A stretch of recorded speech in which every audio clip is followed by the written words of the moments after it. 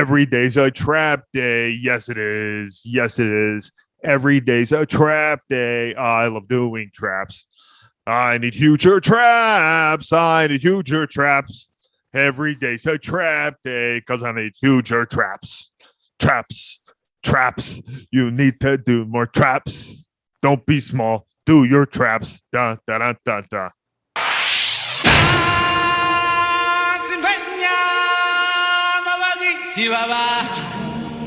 Shall we head to my favorite planet in the galaxy? The planet of good vibes. The planet of good vibes. The planet of good vibes. The planet of good vibes.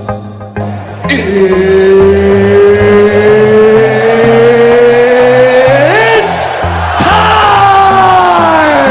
All right. I love humanity. I think it's great. It's all good, man. I think the word you're searching for is Space Ranger. The Hamm Planet Podcast. Stick around. Boom shakalaka, ladies and gents. We are blasting off into the galaxy of good vibes in approximate 5, 4, 3, 2, and 1. Top of the morning, folks. Good afternoon and good evening, ladies and gentlemen. Welcome to the Hamm Planet Podcast. I'm your host, Peter Hamm. And if you are new to the show tonight, wonderful to have you here. And if you're returning, happy to see you again. And as always, I love you and I appreciate you. If you're new to the Hamm Planet Podcast, the Hamm Planet Podcast is about 3 things. Simple as that. Good vibes, great people, and glorious stories. So if you're into that, stick around because I guarantee there's a good time ahead. Tonight, ladies and gentlemen, is a very special night. We have an extremely special guest who is very near and dear to my heart. He's a proud Culver Military Academy graduate. Shout out Culver class of 2013. Yeah. He's a UNC Tar Heel. He went to the home of Michael Jordan. He is one of the OG fellas. He's the one, the only, Mr. Aaron Arvizu. Let's give it up, ladies and gents. Peter, thank you so much for having me, brother. It is about damn time. What did Bron say after his first championship in 2012? It's about damn time, baby. Happy to be here, bro. Always an honor. Always love seeing your beautiful face. I'm so pumped. Are you feeling good? I'm feeling fucking ready, bro. I've been seeing your other episodes. I've been seeing all the crazy personalities that you have on here. And I'm just so ready to get into it, bro. You have no idea. It's been a long time coming. Well, brother, I'm going to start with a heavy hitter. Okay. All right? Oh, woo. Let's go, baby. Fire up. Fire me up.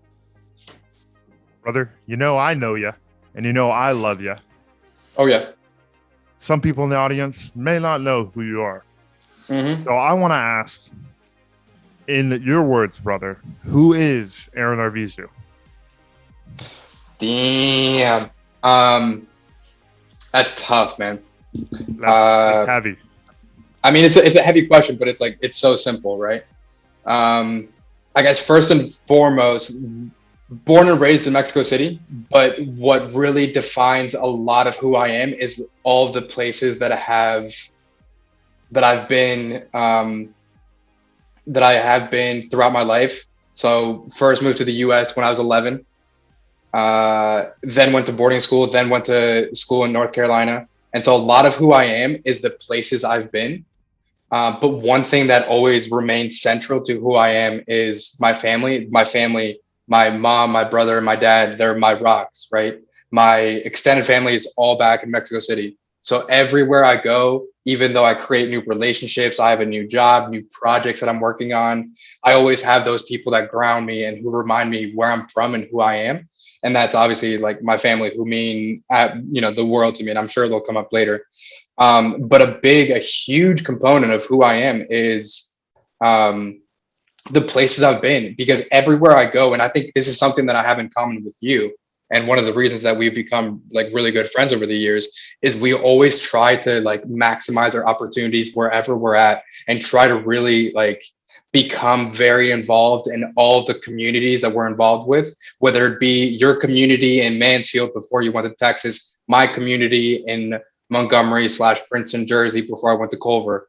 In Culver, obviously, both you and I, leaders in Company B, we became very involved with the leadership there. Like we created a huge community atmosphere, and that's what I'm about, right? That's who I am. That's who I want to be. And then obviously, when I graduated at Carolina, I was a member of my fraternity, and I held leadership positions within that, and helped me create relationships with alumni, with my brothers, my pledge class, people outside the fraternity, and just like everywhere I'm at, I always want to be as involved as I can be, create as many relationships as I can be to really get the most out of those years, out of that time. And I know you can relate to that because that's honestly one of the biggest reasons that, we have stuff in common. Brother, couldn't agree more. It's a part of our heart, our mind, our soul, every place we travel. Exactly. And that, it's each place we are and each relationship we make in those places is a chapter in our life or a piece of our life. The people are the pieces, but the journey is the chapter. Exactly.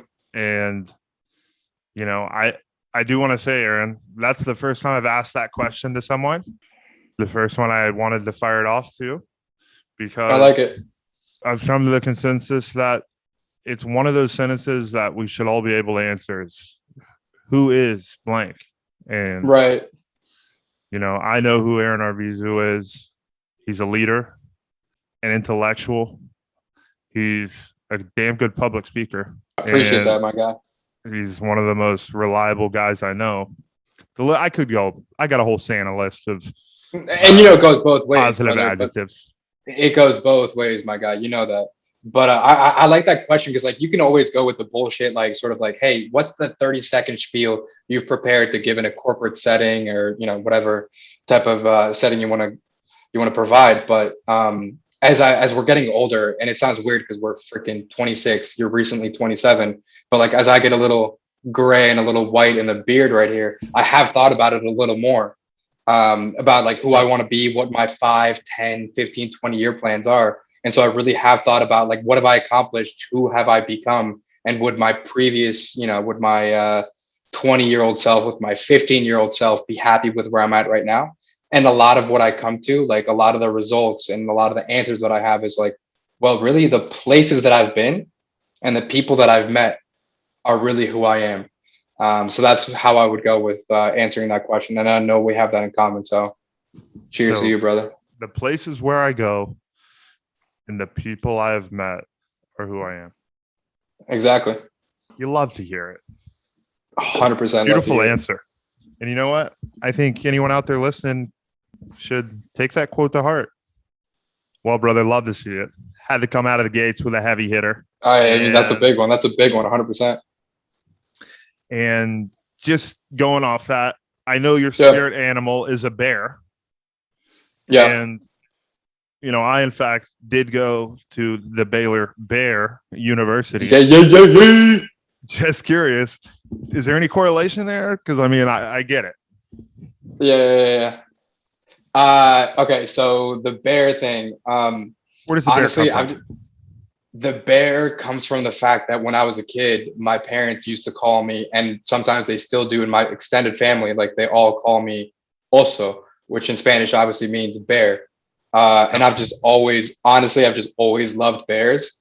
And the older that I got, and as I started growing out the beard a little more, I was like, shit, I feel like a bit of a lumberjack. I feel like I'm a little more outdoorsy. I feel like I'm a man that's one with nature. Thus, the background that I chose for this one.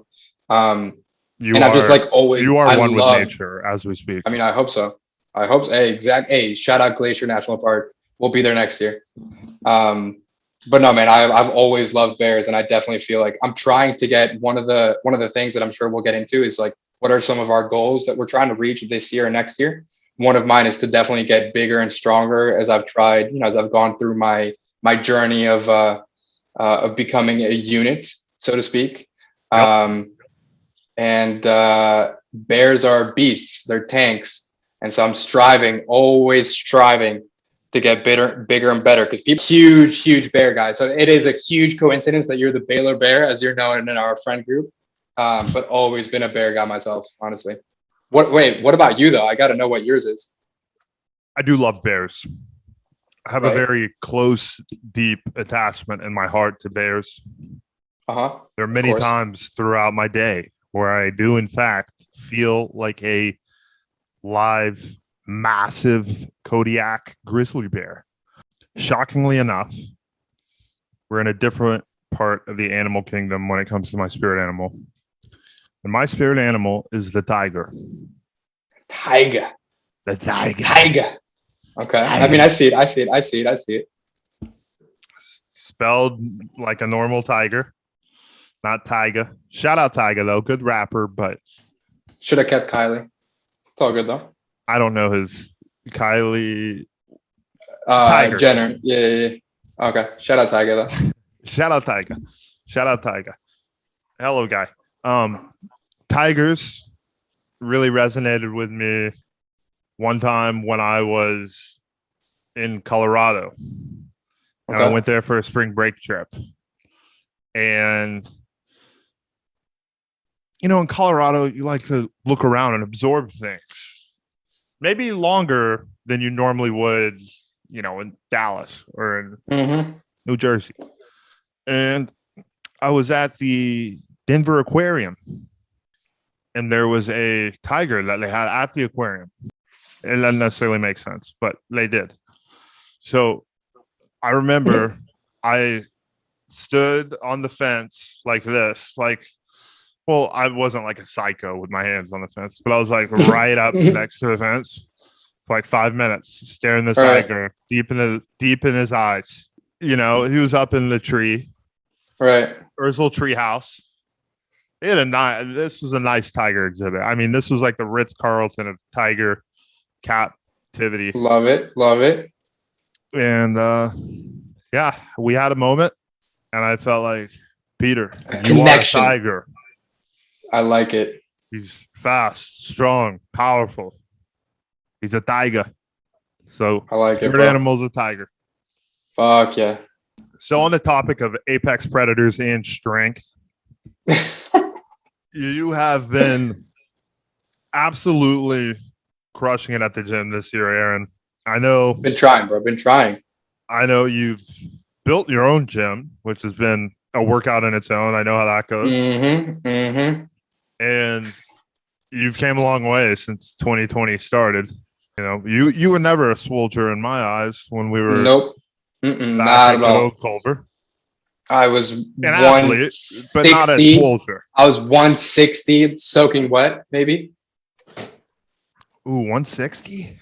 I was, bro, when I graduated high school, I was probably like 160, 165. Yeah. Damn. I didn't even know people could weigh that much anymore without having. Bro, you last time you were 160, you were probably like in fucking elementary school, bro.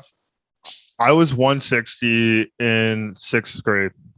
Okay, there you go. Yeah, I was probably like 100 pounds in 6th grade. Yes, Aaron, scooting and booting right along. I gotta say, you have always been one of those guys who has had the trait, which is a unique gene, to have that relatability and connection to really anyone you talk to. Doesn't matter where they're from, who they are, what they've done, what their background is, what their status is. So I'm curious, brother, where do you believe that comes from? Well, first of all, honestly, bro, like I consider that a huge compliment because I think it's something that like a lot of people have skills and they come naturally, but also they work to like refine them. And I think that's something that kind of comes in naturally for me, but I also work on it a lot. And I think it comes from like, it absolutely 100%, it comes from my, both my parents. And it's just an effort to make my presence felt and the presence of others felt on me, right? So I want to make sure that the effort that other people are putting forward in any type of scenario, whether it be an academic, professional, corporate, like social scenario, like people put an effort when they're talking to you, right? Like people put an effort when they're giving a presentation to you at work, when they're having a conversation with you, when they're just meeting you and they're like, maybe they're a little socially awkward or they don't know what to say. They put an effort to like come up with some questions or how to answer your questions. And so, what I was sort of like taught to do at an early age, and what I try to do now is to understand that everyone deals with different challenges when encountered with any type of um, social scenario. And within the umbrella of like social scenario, you have like basically that's like human interaction. There's so many different types of scenarios you'll find yourself in, and everyone's trying their best. And so understanding that everyone's trying to produce some sort of like value in that particular scenario, you can really place yourself somewhere that allows you to produce a lot of empathy and a lot of understanding of where that person's coming from. And when you really try to get there and try to put yourself in their shoes, you're able to create a connection and a little bit of relatability. Whether it be when, for example, for myself, when I was a camp counselor and I was trying to relate to, some campers because they were 11 years old, they were away from home, and this was the first time that they weren't with their parents. Or, when I was volunteering at the local YWCA, teaching English and Spanish to people that didn't really know how to communicate in this foreign environment in the United States, or whether it was, leading my pledge class at UNC Chapel Hill, or being vice president of the fraternity and trying to relate to the alumni, right? Like trying to relate to every type of personality, every type of person that you meet. I really feel like it's absolutely crucial to whatever type of outcome you're trying to get out of the situation. And so obviously I take that as a huge compliment, but it's something that I really truly work on, bro. Like it's something that I really truly work on. And I hope it shows, because that's something, going back to your initial question, like, who do I think I am? I really hope that that's something, like, if my friends were asked that question, I hope that's something that they would say, because I think that's something that defines me. Man of the people. I try to be, my guy.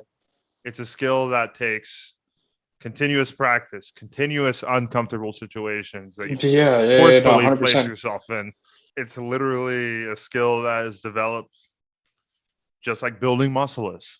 You have to refine it, bro. You have to work on it and you have to refine it 100%. Yeah. You have to do things that you have never done before to achieve results that you never have achieved. Mm-hmm. And, I just think that's something that should be acknowledged and strived for by many others. It's always going to be a positive, if you're working on that and if you're trying to refine that, it's really about making your life and your interactions and your connections and relationships better, and those of others better as well. So it's really like a win-win, but you just have to put in that effort and that willingness to, hey, sometimes be a little uncomfortable, but know that, hopefully in the short to medium term, it'll pay off. And one trick I use is, let me hear it. I try and implement it anytime I'm having a meaningful conversation with anyone. Stop for a few seconds and just think in your head, like, I am them. Like right now, I am Aaron Arvizu. And just try and think about yourself in exactly where they are, exactly the state they're in, the city they're in, the clothes they're in, the shoes they're in. Of course, the shoes. Everyone thinks the shoes. Put yourself in their shoes. But I'm talking, you got to put yourself in their Dodgers jersey. You got to put yourself in their city. You got to put yourself in their state. You got to put yourself with the same amount of facial hair. You got to put yourself with the same headphones.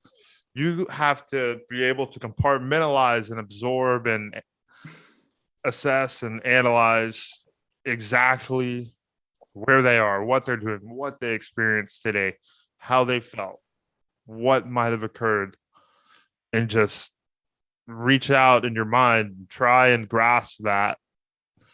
And once you can, a synergy is brought to life. And, I always try and have that with every guest, but I've been doing that I to know. you since we were in sixth grade.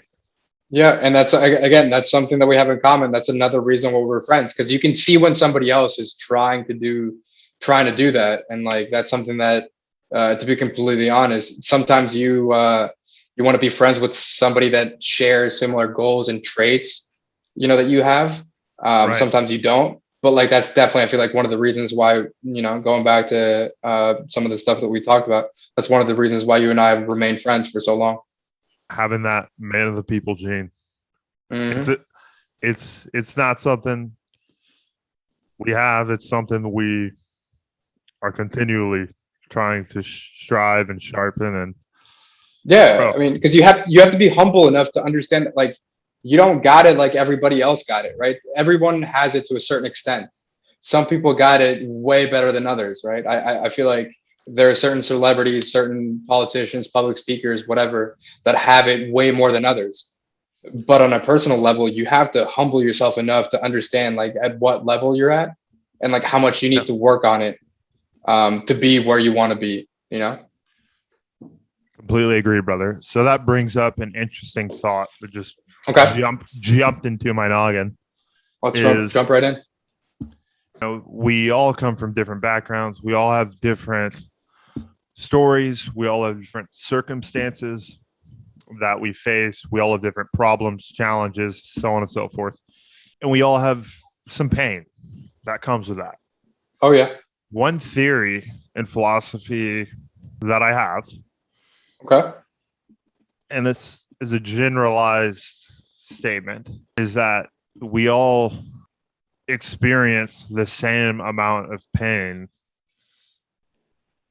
in the way that it's felt, like within our body and our core. But we might experience different things, but a lot of times, when we do experience pain, and if someone else experiences pain, it does feel the exact same way. And sometimes it can be for a long amount of time. Sometimes it can be intense. But, everyone goes through a certain amount of pain. It's different, but it feels the same. Yeah, I mean, everyone does feel the certain amount of pain to some extent, though, right? Right. Oh, yeah. I mean, everyone does feel pain. And I feel like, this is a crazy example, which I hope never happens. Lost a friend. I'd be sad.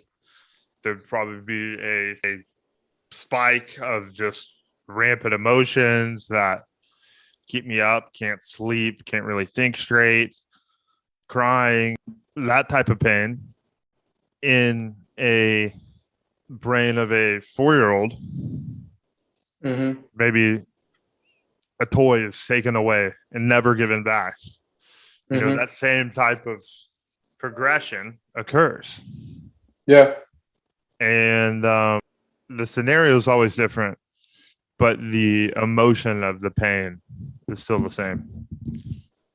And I ain't philosopher. I ain't a mental health coach, but I feel like if you do think about it that way, in a sense, not completely, you're able to always be able to relate to anyone's pain. I've honestly never really heard it quite like that. That's a really productive way to think about, and how certain people deal with, with certain life events or certain, amounts of pain differently, because the pain may be the same, but as your experiences and your age and your point in life changes, you deal with it and you handle it differently. So no, I definitely feel that. Right. And I feel like one advantage, though, is that if you have experiences almost a mirror image of what someone else is experiencing, Yeah. you're able to provide them with wisdom.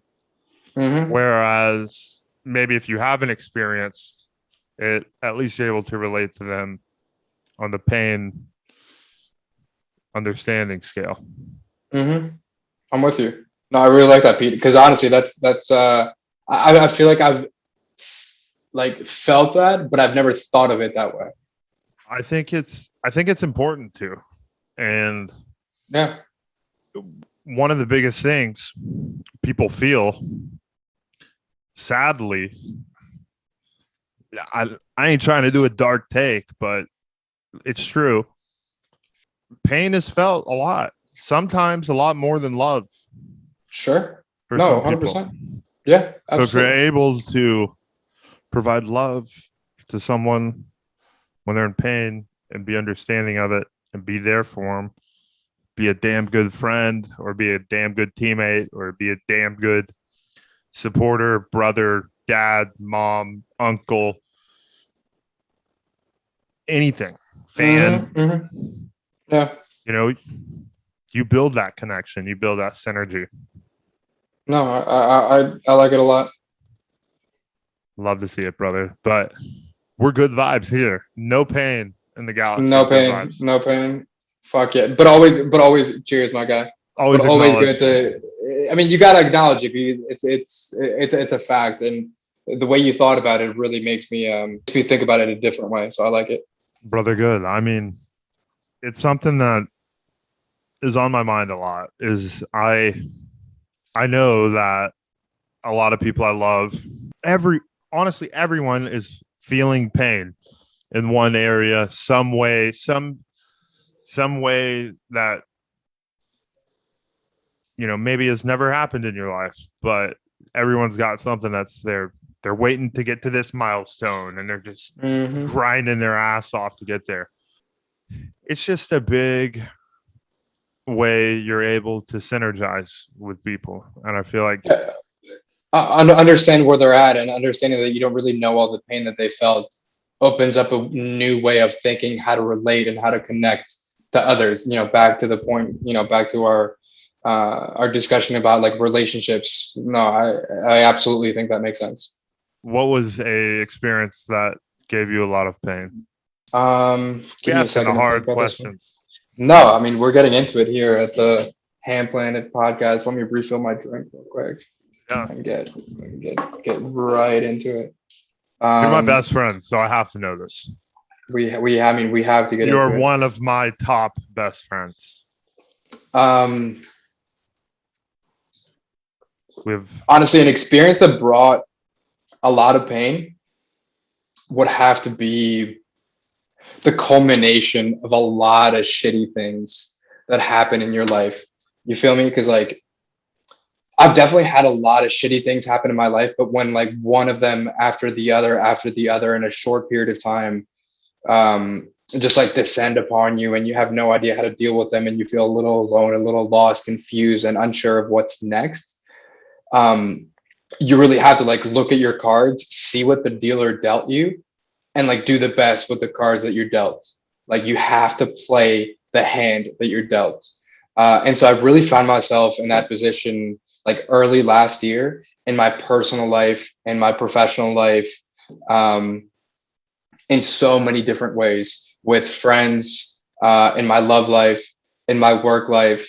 And so it wasn't like a singular thing. It was like it was an absolute avalanche of just shit, absolutely rolling and getting shit bigger and avalanche. bigger. Absolutely, bro. Just a shit avalanche, just like heading my way. And like I saw it coming. Like I saw it rolling and fucking getting bigger and bigger. But there was absolutely nothing that I could do to make it stop until it finally swallowed me. And I was forced to like look at my life and understand the pain that had been caused by like external factors and also the pain that I had caused to myself, like by my own doing, right? Yeah. And that was honestly one of the biggest like inflection points in my professional life, in my social life, with my friends, with my parents, with my family. And it's just like a huge inflection point in terms of, um, like pain really makes you understand where you're at and where you want to be. And in a lot of ways, it made me grow the fuck up. And it made me sort of like understand like what my goals are, how come I'm not where I want to be, what can I do to get where I want to be. And so there was a lot of pain involved in that. And how do you get to innovation with your personal life and your professional life and your relationships with conflict and with pain? And so to answer your question, which is a crazy thing, but it's so true. it's fucking crazy. But I mean, it is what it is, But being as blunt and as candid as I can be, 2020 was 2020 was a shit year for a lot of people. I'm sure it brought a lot of joy to some people, and cheers to those to whom it did. But for me, it started with obviously Kobe. Shout out Kobe. Today is 8/24, Kobe Day. It started with Kobe passing, right? Love Kobe. Shout out Black Mamba. Love you forever. Then COVID hit, and then literally this shit avalanche that we were talking about just like descended upon me. I saw it rolling, and like I started getting smaller and smaller and getting overshadowed by this huge ball of shit coming my way. And that pain eventually. Can we dive into what occurred, or was it? Sure. If it's extremely personal, I mean, No. Honestly, it was a little bit, but it wasn't like anything. No, I mean, one of the things that you have to do when you're dealing with like this type of pain is like, you have to deal with it. It started with getting dumped from my girlfriend that I'd been dating for about 3 years. It started with work not going the way I wanted to. I was wanting to move up a level in the old corporate chain, and that didn't work out. And I've always been, ambitious with regards to my work. I started in North Carolina. I basically like sought an in-house promotion within the company that I was working with, worked my way up to that promotion to work in New York. And so I was sort of like trying to move up and up and up. But just around the time that I was like sort of dumped and didn't reach the levels that I wanted to reach professionally, and just the fact that COVID hit and I wasn't able to visit my family in Mexico. My grandma was turning 99 years old and had a lot of health complications. No, she was turning 100. She turned 101 this year. And we had a big, event planned to go back and see her. And I go back to Mexico every, 2 to 3 years whenever I can. But I wasn't able to do that. And that's how I really maintain those connections with my people back there. Because I have my friends, my dear close friends, who I consider my family here. But when I go back to my actual family in Mexico, like that's how I keep those connections alive. So I wasn't able to do that. And that was compounded with my breakup, my work life not being what I wanted it to. And then I also looked at my personal, like I had certain like body goals. Like, I was telling you, like, hey, I wanted to, breakup bodybuilding is huge. Exactly, bro. It just had to be. I've gotten my swollest right after breakups every time. I just go insane. I'm just like this. Man, I mean, it is what it is, man. And honestly, part of that avalanche of pain that we were talking about sort of fueled me to, quit being a bitch and work hard. Like, stop, like, crying about it, do something about it, and play with the cards. That one of my favorite lines, and I have to shout out my best friend, Abigail Morgan Huell. She's been my girl. Abigail. Shout out Abigail She's Morgan a beauty. Huell. I love her. She's a beauty. She will be standing next to me the day of my wedding. However many weddings I have, she will be standing right behind me. Like, no doubt in my mind. Only one, brother. Only one. But hey, we'll see. Well, I guess I got. But no. Okay. No, I mean, I'll have many people. Exactly, you'll be up there 100%, bro. Just like how I'll be up there for years. Absolutely. But one of the things that wait, what'd you say? You will be. You 100% will be. You 100% will be. I thought you said like I won't be at yours.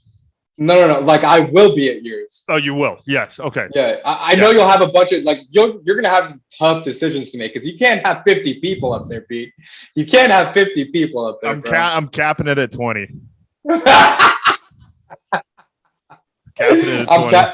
Bro, I've thought about it. I'm capping it at like 10, maybe 12. Yeah. Bro, I say go big. I hate the fucking 5 guy standard run of the mill. Hell no. No, I have way more brothers than that. Yeah. No, I'm with you. I mean, I'll go like 10, maybe 12. It all depends. There has to be some symmetry. You feel me? Like you can't have like 15 and then your girl has like 5 or 6 or something like there has to be some symmetry. I'll give her some of mine. Just share, spread the wealth for the sake of symmetry. Spread the wealth. We'll have some of the groomsmen wearing pink standing over there. I like it. No, but just to finish No that point. Exactly, no dress at all. What I was saying about Abby though is the fact that we always tell each other that she's been one of my closest friends, for 15 years. And this is what can we get Abby's full name? Where can we find her on social? Her name is Abigail Morgan Huell. I love her to death. She is absolutely one of a kind, and something that we always tell each other is that we have to play with the hand that we're dealt. She's always been in my corner whenever I've needed her, and one of the things that I always try to tell her is, we tell each other is whenever it gets tough, life is going to throw a lot of things that are out of your control. You do you. I will never forget the first time she told me, do you, live your life, handle the things that life throws your way as best you can. Because at the end of the day, life is a dealer that plays no favorites. Life is a dealer that will give you cards absolutely randomly, and you play with those cards as best as you can. And that's something that has really fueled my philosophy whenever I'm dealing with something, whether it be good or bad. Whenever you have a good hand, you play it well. You don't overplay it, right? Whenever you have a bad hand, you sit back, you relax, you analyze what's going on, and then you make a decision. It's the same way with your life. Whenever you have a shitty hand, whenever shit's hitting the fan and you don't know what's going on, you relax, you calm down, and you play the cards you're dealt accordingly.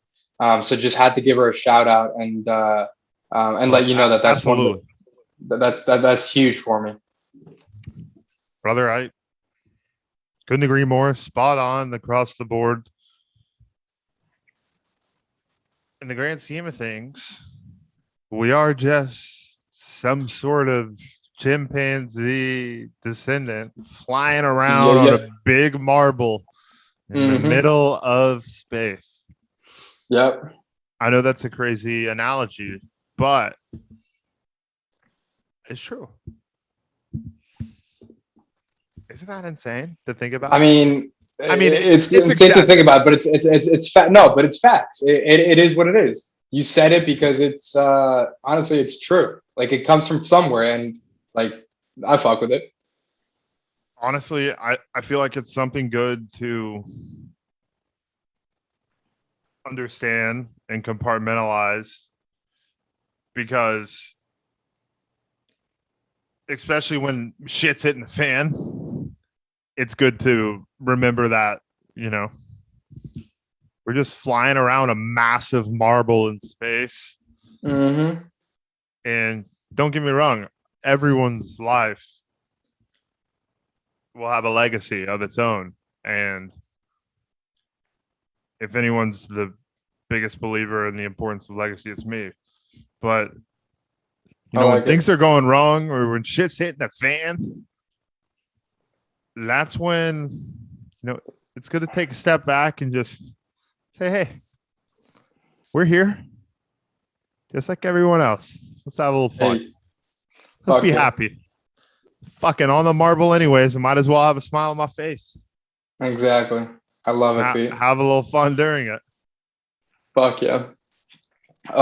Yo, my guy, you want to take a quick commercial break? I gotta get another drink. Yep. Ladies and gents, We hope you're having half as much fun as we are having. At least half, bro. At least half. We hope you're having 3 times as much fun as we're having. Because as said in Drake's album, More Life, we're having a ball. Yeah, So yeah. that being said, ladies and gents, go stop right now what you're doing. Set your phone to the side. Stand on up. Go get your favorite refreshment that tickles the tongue. Go get your favorite blanket that makes you nice, cozy, and cuddly. Kiss someone you love if you got them near, or if you're a single wolf.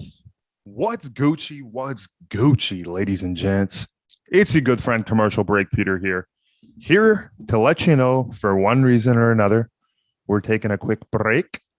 We hope you're enjoying the show. We hope you're loving the show. And we are back to the show. I wear many different hats. Yeah. And that's part of my personality. Mm-hmm. And there's a lot of demons and confusion that can come with that at times. Because I've got Pete Hamm, the Ferda man, the entertainer, the guy who's nothing but good vibes. We got Peter Hamm, who's the manimal, workout killer, savage, rugby annihilator. Got Pete Hamm, who's the sweetheart of a dad and the guy who's going to win Dad of the Year for 50 years straight. Fuck yeah. Shout out Hattie. Shout out Hattie. And, you know, we've got the serious business, very structured, data-oriented, detailed, sharp as a knife. And then I've got looser than a goose. Who knows what's next? Let's get Holy fucking rowdy, shit. baby. I don't Yeah. know. I don't know what's going to be said. I don't know what's going to happen. But you know what? I'm vibing with Peter, so I'm going. I've got that. Mm-hmm. Mm-hmm. Okay. It's just 2 different worlds, and sometimes it's hard. I like it. Well, I fucking don't always like it, but I'm working on it. No, I'm gonna dude, the find a fact good that you, blend. bro, you do have a good blend. You have a great balance because you wear those many hats, but you do each of them well. When you get fucked up, you enjoy yourself. You have a good time. When you need to be Dad of the Year, you're a great fucking dad.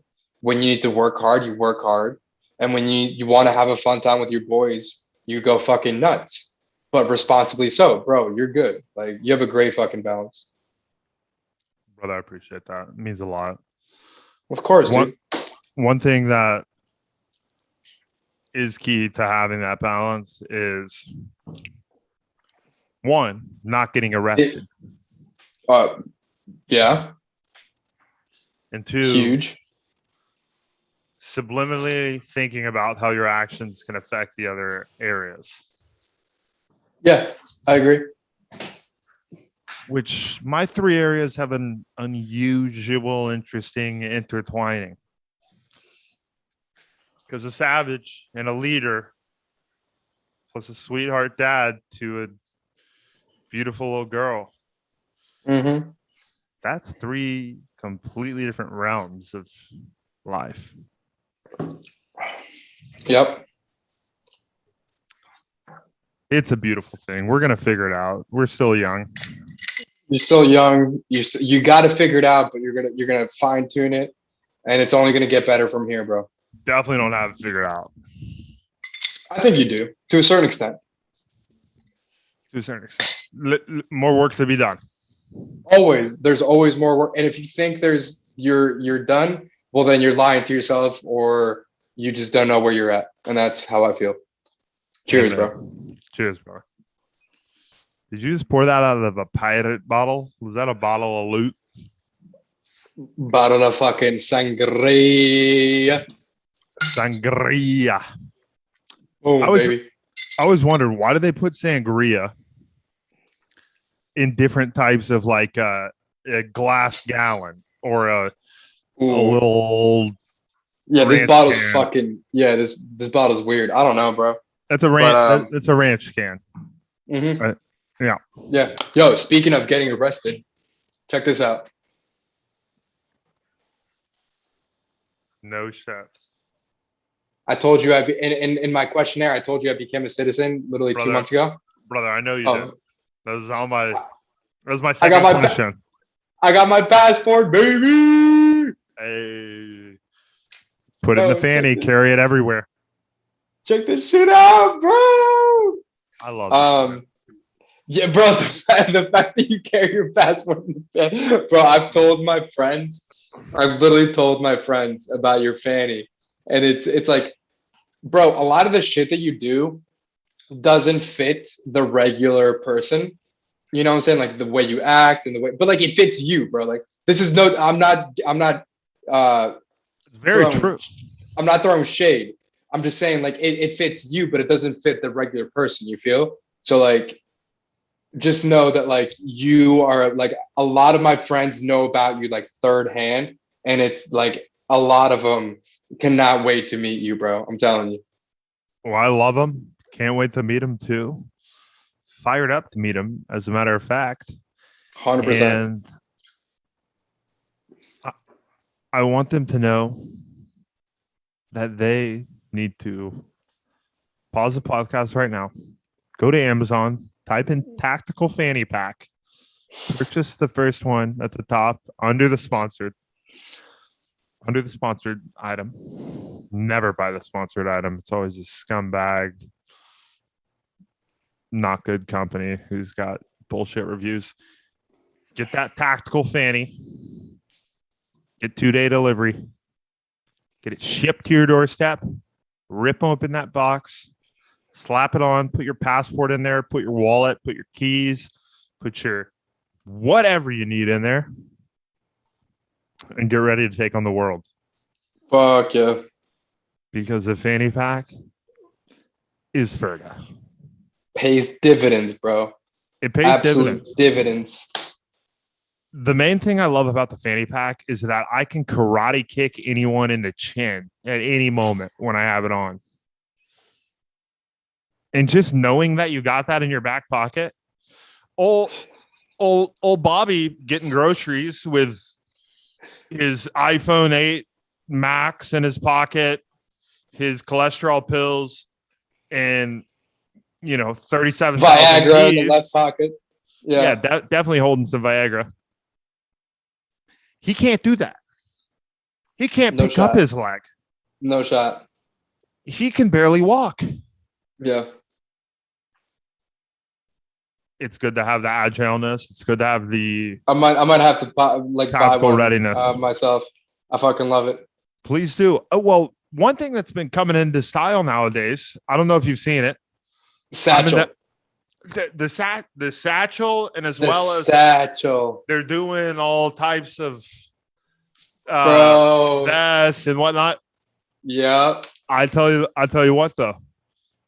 Ain't got shit on the fanny. Okay, hey, bro, don't shit on the satchel though.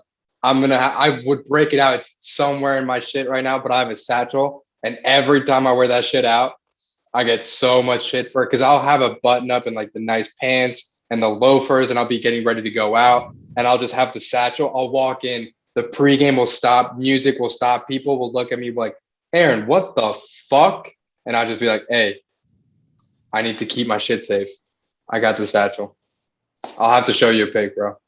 See, that's the thing. The satchel gets shit. The fanny gets stellar recognition. Okay. I'm going to have to give the fanny a try then. The fanny invokes an emotion that says, Disney Dad. Damn. If I wore one of those, I don't know what would happen. But I respect it. All right. How we doing, good people? It's your boy, Commercial Break Peter, here to tell you that we are scooting and booting right along in the episode. We appreciate you for staying tuned. We love you, and we hope you love the rest of the show. With that being said, we're back to the show. I like to believe that George Washington could rep out 405 on bench. Just send it. Okay. I mean, I want to believe that as well, but I think homie would be fucking. Bro, George Washington, he was a big man. Or Abraham Lincoln was a horse. Abe Lincoln was like a big 6'3", 6'4" too, bro. He was a tank. I think Abe was our first unit president of the United States of America. Nah, dude. I think the first unit president was George Washington because he was so tall and he was like the general of the fucking army before he was president. He was an absolute tank. I love that about George. Right? Fuck yeah. General, president, boom. Beast. Any other units as president though? Like I'm thinking about it.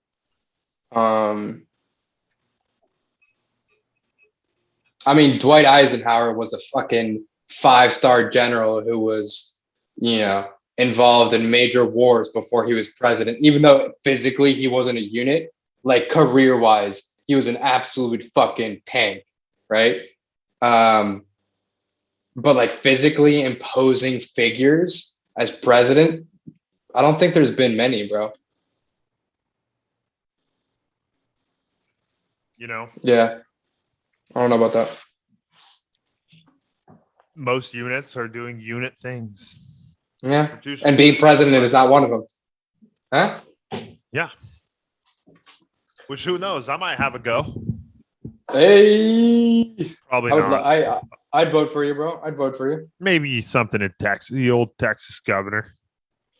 I'd get it. Texas governor, bro. Get Texas on track. We fucking litty, baby. Get a few things in order. Everything goes great, though, in Texas already. Fuck yeah. But back to your question. Yes, three plates is a big goal because once I got to 185, I was like, all right, we're getting somewhere. Making progress. We'll never forget the first time I got 225 up. And then from 225, we obviously went to 250. And then from 250, we'll never forget the first time I got to 275. But then, and that was like very recently. And now the next step obviously is 315. I wanted to get to 315 by my birthday, which is in 2 months. I don't think I'll quite get there, but I don't like that belief. Bro, God is my witness. I will get 3 plates up by the end of this year, 1000%. If you're watching this, if you're part of the Hamm Planet Podcast family, please check back in. If I am not benching 315 by January 1st, 2022, then something is off. I will get that up. Big lifting goals by the end of the year. Got to be hitting 315 bench at least for 1, maybe 2 reps.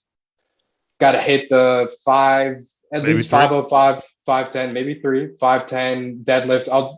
Legs are strong, so I think I'll definitely hit the 500. 500 mark for deadlift is huge, so I think I really want to get there. So maybe we'll get there.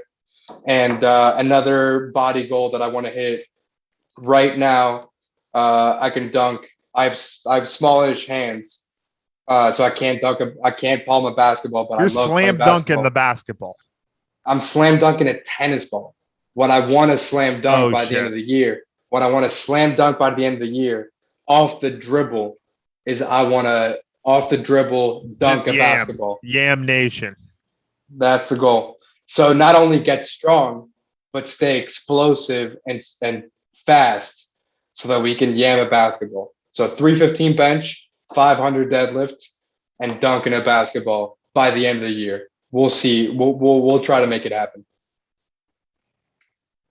I fucking love to see it, brother. Oh yeah. I sacredly remember all those memories of doing each of those weights, which is a decade of a unit. They were monumental. They're monumental. Right? They were. I'm thinking the 3 plates must have been something else. Did you ever get the 4 plates on bench? Yeah. No. Okay. See, what's the most you ever bent? 375. 375. Okay. But honestly, I don't. There's no need. I don't need to anymore. I always view it as what can I get for 3 if I'm doing a strength test. Okay. Or what can I get for 3? What can I get for 5? What can I get for 8? When I'm going on pure power, actually, that's power. Strength is more of your 8 to 20 range, where endurance is 2 minute set, just going, just eating, just jumping at the bit. Okay, I'll keep that in mind, bro. I'll keep that in mind. So I'll keep more track of my 3 and 5 rep maxes instead of just the 1. And brother, keep in mind the 3 essence of the athlete: endurance, strength, And explosiveness. power. Okay, power. Okay. I just like to be explosive, like Russell Westbrook on the fast break, baby. That that explosiveness incorporates all 3. Just think about Russell Westbrook on the fast break, just fucking like I gotta get out right now and do some fucking. Bro, him and Lebron are just gonna be chopping it up. I can't wait for next season, bro. Just throwing it off the backboard. Anthony Davis is just going to be like Godzilla in the background, just eating everyone's shit. Let's fucking get it, baby. Blocking, slamming, whole 9 yards. All right. I know we talked about this last time you and I spoke, but we've always discussed this over the years. Yeah. And like I know what your teams are. And I got one team. I know. Well, no, you got 2 teams. You got the Mavs and you got the boys. So I want to talk very briefly. Well, across also Rangers and Stars. Okay, of course. And Baylor. And they all do really well. So like you're doing well as a sports fan. Let's talk about NFL and NBA. Need the Cowboys to win the Super Bowl. Okay, what are your expectations for the boys this year? Peter, be realistic. 12-5. 12-5. 12-5. We have a home schedule that is softer than a bag of marshmallows. I think that's going to be great for Dak. I think it's going to be great for the organization. So you're winning the East. Yeah, winning the East, no doubt about it. We've got a massive Philadelphia team who will dust off. We've got who's your best receiver? Coop, but I mean, obviously we have 3 lethal weapons at wide receiver, and that's not even factoring Zeke and Tony Pollard. And Dak's ankle now is made of titanium bionic steel. This guy is coming back like the Terminator. I mean, I fucking hope so. And you know why? Because he's $160 million Terminator. So you better fucking hope that he comes back as a Terminator. Hey, I ain't paying him, but I'm happy for him. I mean, Jerry's fucking hoping that he comes back like the Terminator, bro. I'm sure Jerry pitched into the Terminator operation. I mean, I know he did, bro. He's fucking president, general manager, and owner of your fucking team, bro. That man wears so many fucking hats. I don't even know what he is anymore. He bought the team for $330 million. Then he won 3 Super Bowls, and now he's the most fucking profitable franchise in all of sports. Yep. Respect. Yep. I mean, hey, I'll drink to that. You got to respect that. Like, I respect that. And Jimmy Johnson did a lot of it too. Which I mean, we can, and like obviously you know way more about this than I do, but like, why did he have to leave? Brother, it was a big deal, big ordeal. They butted heads. Could he not have stayed and won more? Like what the hell? Apparently not. He went to the Dolphins, I believe, and then went to I don't know, but they were batting heads. I was like 5 years old, 4 years old. Right. Yeah. But yeah, batted heads.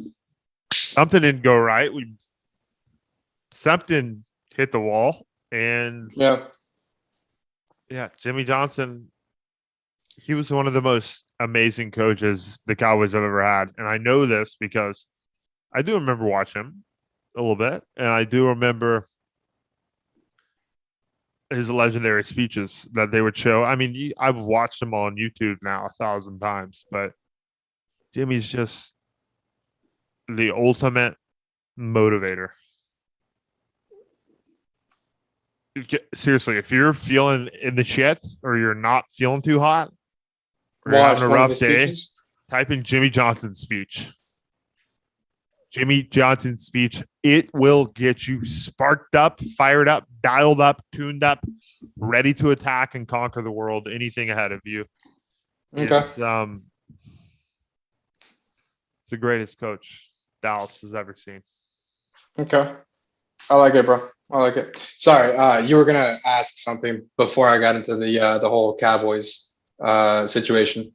Didn't mean to interrupt. Who are your top 5 NBA players, brother? Top five. When I answer this question, I usually I like to go by position. We got the greatest point guard ever, in my opinion. We're gonna go with Steph. We're gonna go with MJ at the 2.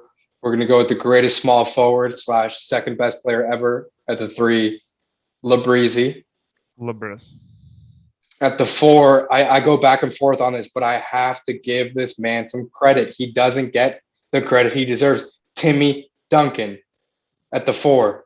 Okay. Unbelievably reliable. We're saying starting 5, not best 5? It's starting 5 and best 5. Oh, and then wow, at the 5, and at the 5, we're going to go with one of my favorite players ever, bro. He embodies everything I like about basketball: winning intangibles, defense, repping for your city. He was drafted number 1 overall in 1984, played for the University of Houston, was drafted to the Houston Rockets, won back-to-back championships in the 90s, right as your Cowboys were at the peak of their powers in 94 and 95. Hakeem the Dream Olajuwon, an undersized center at 6'10.5". A lot of people don't understand that this man wasn't that big, but he was one of the best defenders. He would give you 25 and 13 boards, but on the other end, he would give minimum. But on the other end, he would give you 2.5 steals, 4 blocks. The guy was an all-around tactical unit. A fucking Swiss Army knife. An absolute weapon. He was an absolute weapon of a human weapon. Being. I loved it. What about you, bro? How would you go? Brother, you got to go number 1, Dirk. All right. I'll take my Dallas Mavs bias out of it. Number 1, I got to go MJ. I mean, there's no doubt about it. Yeah, I agree. I honor his legacy. I always will. I've seen thousands of hours of Michael because it inspires me. He's the best. And I know it does it for millions of others. He's the best athlete ever. Next, I got to go LeBron. Okay. He's an exceptional talent. Yeah. Did he lose to the 2011 Mavs? Mavs. I'm sure you love that. I'm sure you love that. Oh, you betcha I do. Dirk kick some ass out here. But, okay, I'll give it to LeBron. Bro, Number 2. Bro, can we hold on? Can we just talk about that 2011 year? Dirk that was and the most Mavs. Amazing year of my Dirk. So it was Dirk, Tyson Chandler, Jason Terry, Jason Kidd, and Sean Marion. That was the starting 5. Caron Butler. Y'all beat Sean Stevenson. Y'all beat the defending champion LA Lakers. Yep. Y'all beat the Thunder. Swept them. Beat them 4-1. We beat the Thunder 4-1. And then beat the Spurs in the conference finals. No, we beat the Spurs in the first round. Okay, so Spurs, Lakers, Thunder. Yep. And then the Heat. And then the Heat in 6 games. Bro, honestly, bro, that is one of the craziest playoff runs. Like, you beat the Spurs, who are like a dynasty. You beat the defending. Dynasty. you stop the Lakers from three-peating. Keep in mind the Lakers have just gone championship in 10 and 11, or 9 and 10, and you stop them from three-peating in 11. Yes. Bro, and then you stopped Wade, Bosch, and Braun from getting their first championship. I mean, like, that is one of the absolute craziest playoff runs in the last 30 years, by far. Oh, I mean, number one, if you ask me, quite frankly. Yeah. They were a team that was destined for greatness. Brother, no doubt. and with being destined for greatness, I think it's time for the legendary, the traditional, the fan favorite, Would You Rathers. Aaron, anything outside of the question is up for interpretation, brother. Okay. And I'll answer them with you. Let's do it. Aaron, are you ready for the first question of the night? Absolutely. Let's go. All right. Question number one. Would you rather have 7 fingers on each hand or 7 toes on each foot, Aaron? Hands, no doubt. Depending on like how spread out they are, I feel like the thumb is one of the things that's exactly the advantages, bro. Like, get you another can do thumb, so much more stuff. Or you get oh my god, thumbs. bro. Oh my god, yeah. Hands. What about you? I'm doing hands. Simply a utility approach. Yeah, bro. No doubt. No doubt. Honestly, like, if I could have 7 fingers right now, I'd take it. Hey, let's go. Let's get it on. Say less, dude. Are you kidding me? 7 bro. fingers. Slap them on. Seven- Let's get 7 it, baby. fingers. Come on, man. I'll be doing all types of shit that other people can That's do. what I'm saying, dude. Yeah, no, that's an easy one for me, honestly. I agree, brother. Question number 2 of the night from my man Aaron Arvizu. Aaron, would you rather eat pizza for a year or not eat any pizza for 5 years? Not eat any pizza for 5 years. That's way too easy. Honestly, bro, there are so many types of foods. I'm a fucking fat ass, bro. If it's a burger, though, I would be. It'd be tough. Sure. Okay, yeah. Burgers hit different. I'm with you. I'm with you, bro. maniac. I'm with you. There's so many things you can do with a burger. So you can be so creative. You can also don't get me wrong. You can also be creative with a pizza, but like you can be so creative with a burger Pizza's on the grill, with the condiments, with like the toppings, with the type of bun. Buffalo, like, bro, you can be elk meat. Exactly. You can be so creative with a gator. bun. Bro, honestly, I could do without pizza for 5 years. I'm a fucking fat ass. I eat so much. There is so much food that I eat outside of the pizza realm that I'd be completely cool with not eating pizza for 5 years. I'm with you on that.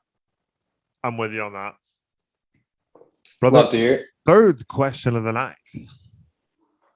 Would you rather be in a Star Wars film or a Marvel film?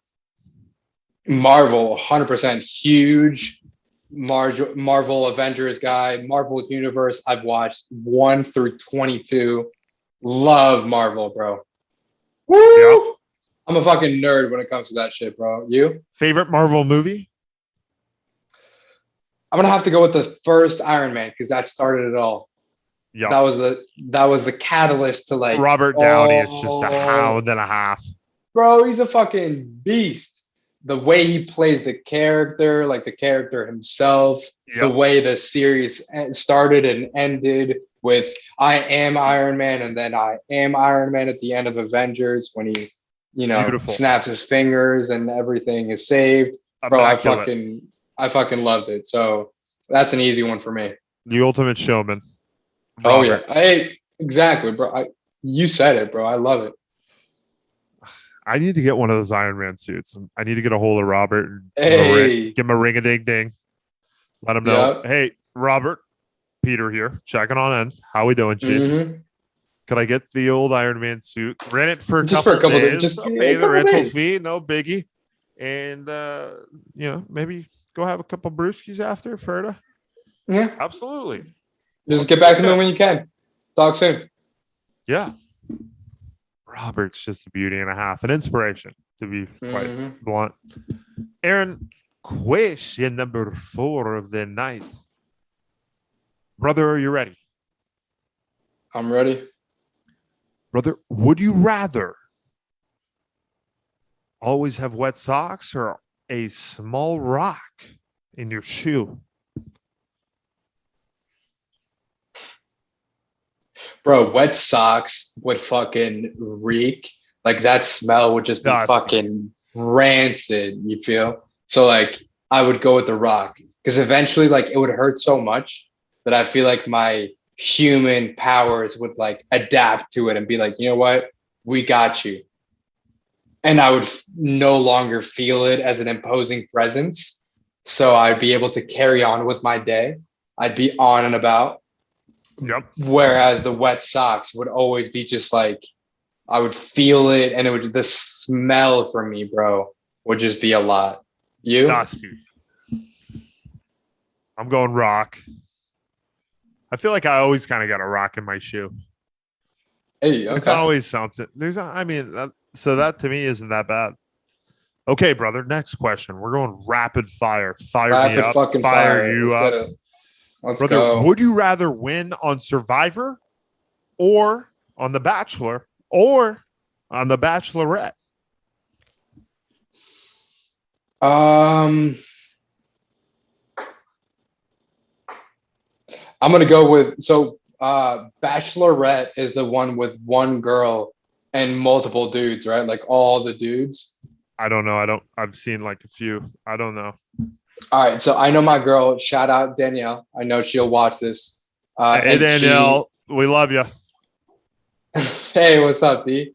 I know she'll, like I told her about this, and I know she'll definitely be watching. And I know this is a great question because, hey, baby, I had no say in these questions at all. He just asked these, and I know it's one of your favorite shows. I would be in The Bachelorette because if it's competition and I'm competing against a bunch of those dudes, I'm fucking winning and I'm getting the final rose and I'm making that girl mine. What happens after that is yet to be, said. Fair enough. We don't know what's going to happen. But if it's a competition with a bunch of those dudes, I'm winning. I'm getting that final rose. Of course. I'd put my money on you. Let's get it. Which, in Vegas, they have like bets, all types of prop bets on The Bachelor and The Bachelorette. I know about that. Oh, yeah. Oh, yeah. Hundo P. I'm going Survivor. Survivor. Tell me why. Well, I'll be honest. I'm not a avid watcher of any of these shows. Of course, I know about them.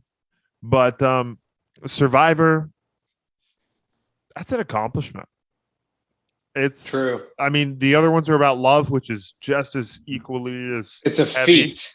Yeah. Which I would choose the Survivor one. I'd rather be the dad who's just like, hey, my dad won Survivor. Yeah. Than the dad who won The Bachelorette. I'm with you. That's the old dad view. No, bro, I like it. Brother, next question. Would you rather be colorblind or lose the sense of taste? Colorblind. Losing the sense of taste, bro. I already told you I'm a fat ass. I love food. Losing the sense of taste, bro, would just be way too much. Colorblind, like, sure, could I no longer be a pilot? Okay. Could I no longer differentiate between a few colors here and there? Fine. Maybe I not. would still be able to drive. I would still be able to function normally. But bro, losing my same sense of taste would be devastating. Think about it. Every meal you have would only serve a functional purpose, meaning like you need the fuel to survive. You no longer would like eat to taste it. That's why I say, fuck that. I'm not losing my sense of taste. What about you? Everything you just said is like I would have done a copy and paste of that. Control C, Control V, copy paste. Let's get it, baby. Next question, which is a good one going off that last one. Would you rather take a pill for nutrients and to feel full, but never eat anything again, or eat whatever you want, but never really feel full? Oof. Honestly, Pete, out of all the would you rather questions, this one might actually be the toughest. This is nuts. Fuck me, bro. It depends on how hungry you are in the current moment right now. If you're I salulating, just bro, I eating a was just cheeseburger I or a was just pizza or a beer, thinking then that. I was just thinking that. Okay, I how love about- wings too much. I'm going the I don't shit. The feeling I don't of know, man. not feeling full is very painful. Yeah, bro, because like some of the satisfaction you get from food is at a certain point you'll feel that like all the work that I put in is like paying off. Like I'm good. Like no more. You know. So I definitely have to go with that one. What about you? Wait, which one would you go with? The pill? The first one, the pill, 100%. Fuck. I love buffalo wings, but ladies and gentlemen, I'm taking the pill. There you go. Aaron, would you rather be an unknown superhero or an infamous villain? I'm gonna go with unknown superhero because one of the very like we talked earlier in our conversation about humility and wanting to be a good person even if nobody like notices it. Yep. And that's something that I've of course like I have to work on, and you know I think everybody has to work on. But when it relates to this question, yeah, man, if I could be a superhero even if nobody knows about it, I'm all in. What about you? Superhero. Would never want to be a Yeah. villain. A villain's a piece of shit. Yeah, I thought so. Brother, would you rather have a third ear or a third eye? Third eye, no doubt. Get a third Illuminati? dimension. Get the third Illuminati? dimension. Yeah, exactly. Get the Illuminati third dimension going. See shit that nobody else If you can. have a third eye, you can, shout out. I mean, Illuminati. Are you gonna look like a fucking minotaur and just look really? I'm sure you fucking weird? look dusty with either. Yeah, exactly. But would the third eye look weirder than the third ear? Yes. But who knows? I don't know what a third eye would do on a human. Yeah, I don't know. Are there any creatures out there that have a third eye? Let us know in the comments below, ladies and gents. Yeah, I'd love to know that, honestly. Yeah. For we're looking for an organic species that potentially does have I think there is a fish. I forget its name, but anyways, scooting and booting right along to our final would you rather of this mighty fine evening. Brother Aaron, are we ready, good sir? I think so. Let's get it. Brother, would you rather be Batman or Iron Man? I would much rather be Iron Man because he's a genius, billionaire, playboy, philanthropist. Without the suit, what does he have? He's a genius, playboy, billionaire, philanthropist. Without the suit, what does Batman have? Nothing. He's just rich. Iron Man, he's a fucking genius. He knows he can learn astrophysics in a matter of a weekend, and he can save the world depending on what the situation is, right? That's probably the easiest question you've asked tonight. What about you? Honestly, I feel like for a lot of people out there it would be tough because, in my opinion, Batman does in fact have a little bit more badass savageness in his movies. Who wins in a fight? But, well, I'm saying Who wins in a fight? Plain who and would I simple. rather be? I would be Iron Man. Iron Man would Okay. win in a fight. Iron Man, obviously, different technology. I mean, Batman's fighting the Joker. Yeah.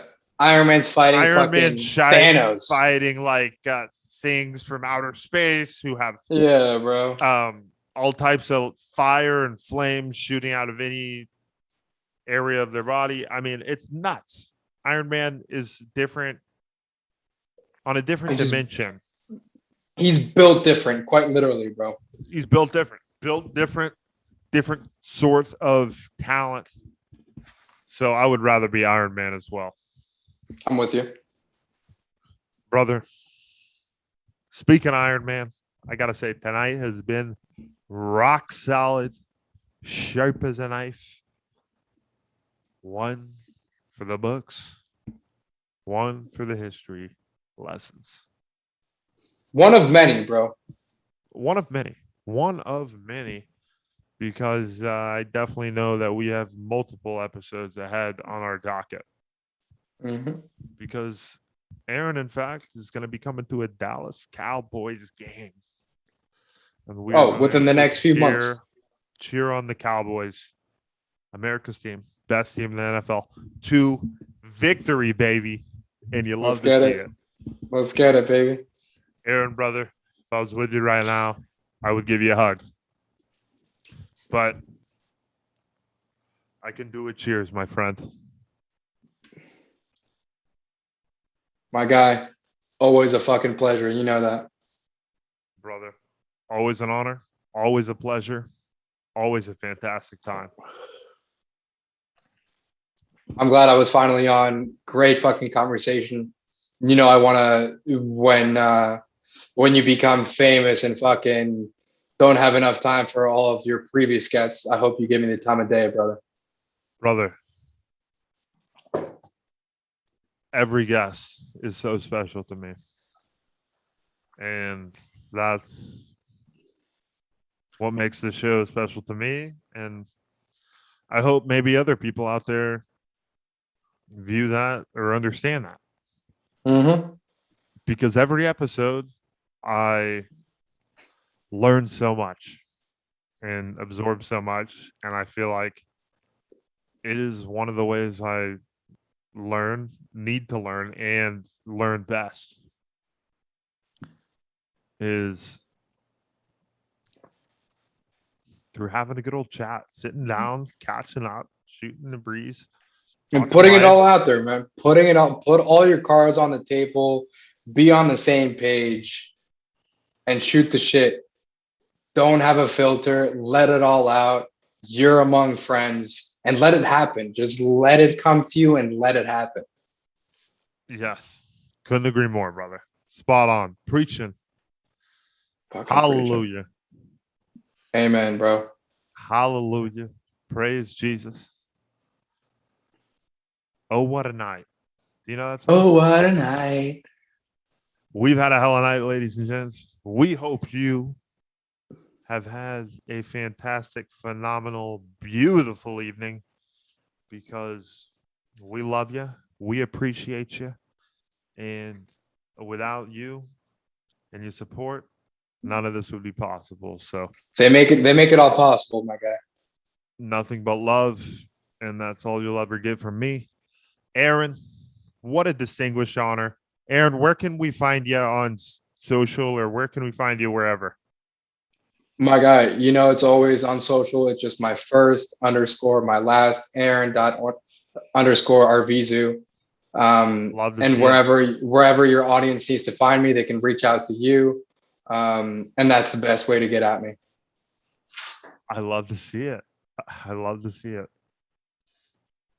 Aaron, many more great memories ahead. Another one in the books tonight. Ladies and gents, we would like to remind you, as we always say, make sure to share the shit out of this. Share it with your mom, your dad, your brother, your sister, your cousin, All of them. your uncle, your aunt, Learn something new. I promise you'll learn something new. your best friend, your sister's best friend, your cat, your dog. Let them all know. Let them all know. Let them know. Because, as we always say, ladies and gents, you can never overdose on the good vibes. So have sweet dreams. You deserve them. We'll see you soon.